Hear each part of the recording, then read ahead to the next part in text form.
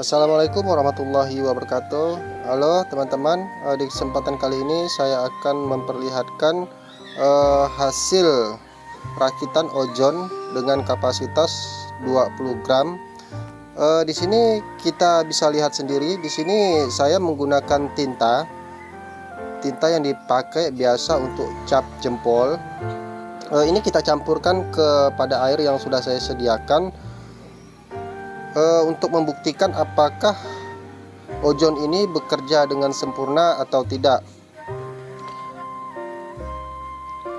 Buat teman-teman bisa juga mempraktikkan di rumah.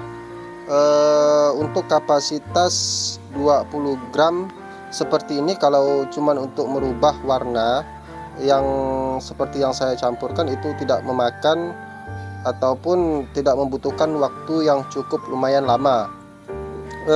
Ojon ini bisa digunakan untuk kebutuhan depot air minum. Manfaatnya banyak sekali. Bisa teman-teman browsing di Google juga bisa. Bisa juga kita gunakan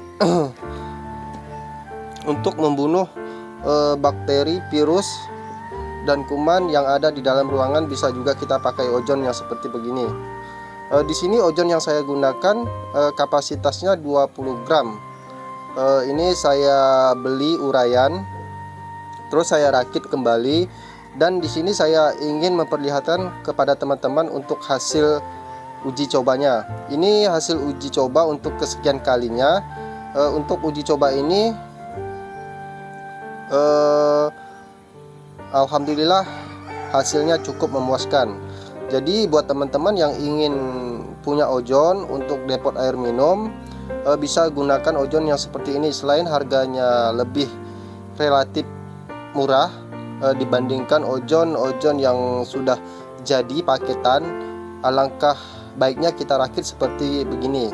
Ini kalau perbandingan untuk 20 gram, kalau ojon asli jualan pabrik itu sekitar di angka 20-an juta. Ini 5 juta bisa kita dapatkan dengan ojon kapasitas 20 gram. Seperti yang teman-teman lihat, ini waktunya tidak berapa lama, hanya beberapa menit. Sayangnya videonya aja saya cepatkan. Untuk hasilnya teman-teman bisa lihat sendiri.